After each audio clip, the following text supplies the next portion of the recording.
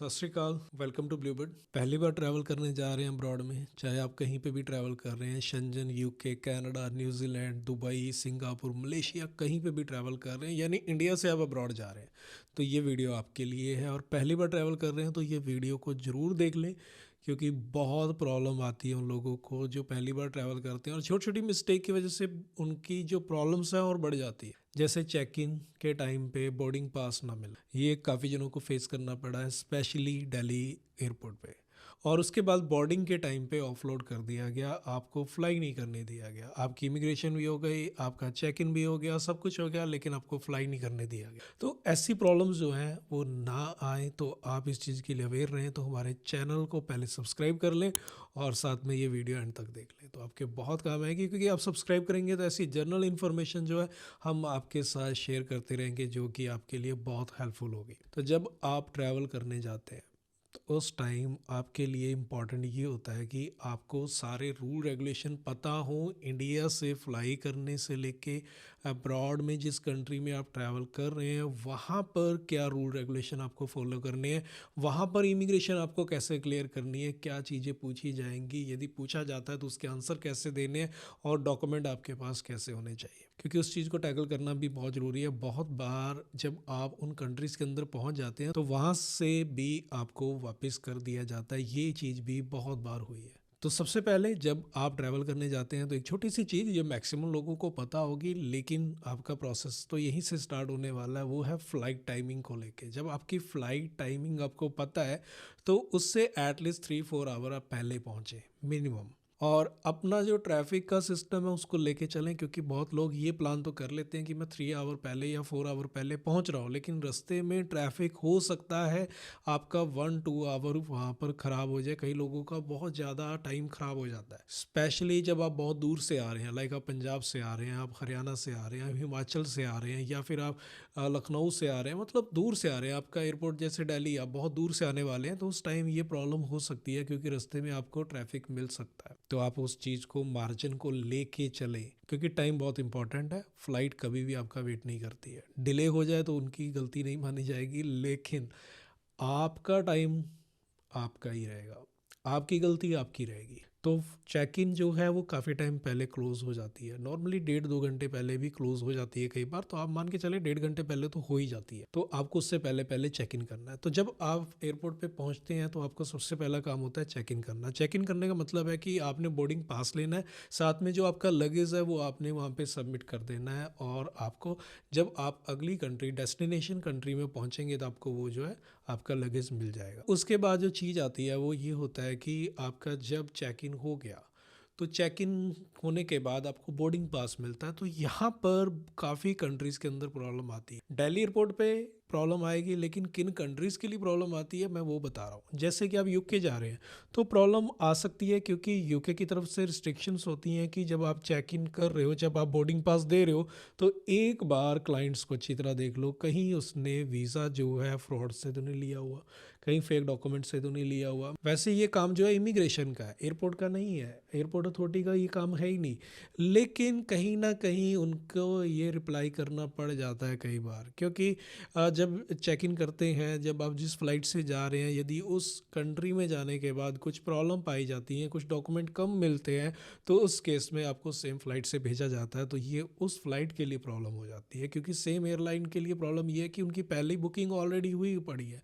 लेकिन आपको भी लेके आना है। तो ये वाली प्रॉब्लम वो उनको फेस ना करनी पड़े, तो वो आपके डॉक्यूमेंट जो हैं वेरीफाई करने की कोशिश करते हैं। क्योंकि बहुत बार क्या होता है कि बहुत लोग, कुछ ट्रैवल एजेंट इस तरीके से करते हैं कि आपके डॉक्यूमेंट फ्रॉड लगा के आपका वीज़ा लेते हैं, आपसे 10-15 लाख रुपया ले लिया उन्होंने। तो ये चीज़ बहुत लोगों के साथ होती है, स्पेशली हरियाणा पंजाब में तो ज़्यादा है, गुजरात में भी बहुत ज़्यादा। तो ऐसी चीज़ जब होती है तो उस केस में आपकी प्रॉब्लम बन सकती है चेक इन के टाइम।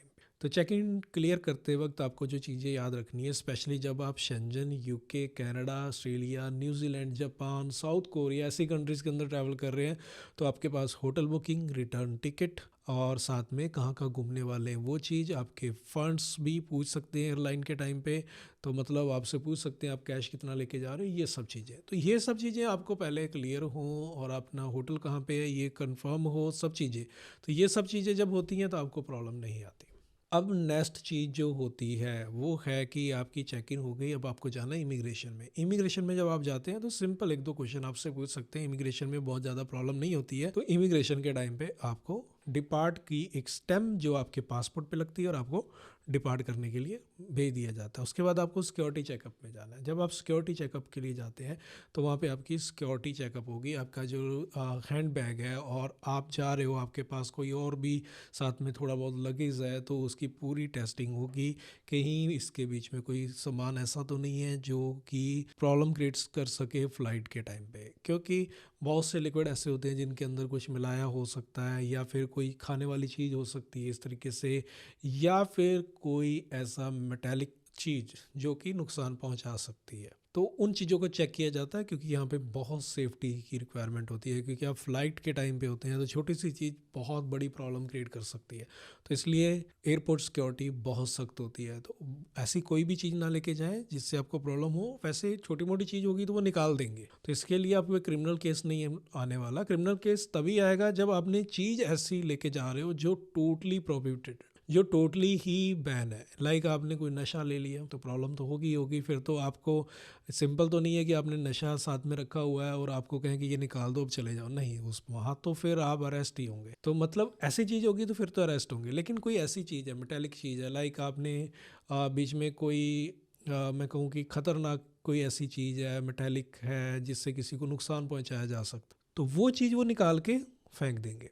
तो इस तरीके की चीज़ें हैं। जैसे कुछ परफ्यूम्स होते हैं, यदि आपके पास एक पर्टिकुलर अलाउंस होता है कि आप 100 ml तक लेके जा सकते हैं तो अलाउ हुआ, इससे ऊपर होगा तो वो निकाल देंगे। कोई इस तरीके से और लिक्विड होगा तो वो भी निकाल देंगे। तो ये चीज़ें वहाँ पे थोड़ी स्ट्रिक्ट हैं, तो आपको इन चीज़ों का ध्यान रखना है। जैसे ही आपकी यहाँ से अभी सिक्योरिटी चेकअप हो जाता है उसके बाद आपको अपने गेट नंबर जो आपके बोर्डिंग पास पे लिखा होता है वहाँ पे आपको जाना है। वहाँ से अपने फ़्लाइट आपको लेनी है। वहाँ से आपका एक बार दोबारा फिर पासपोर्ट देखा जाएगा, आपका वीज़ा देखा जाएगा और साथ में आपके जो है बोर्डिंग पास देखा जाएगा। और वहाँ पे भी एक दो क्वेश्चन हो सकते हैं आपको। तो उसके बाद आपको सिंपल बोर्डिंग करने दिया जाएगा और आप एयरक्राफ्ट में अब बैठ चुके हैं। अब आपको फ्लाई करना है और इंडिया को छोड़ के आप किसी और कंट्री में घूमने के लिए जा रहे हैं, जैसे भी जा रहे हैं।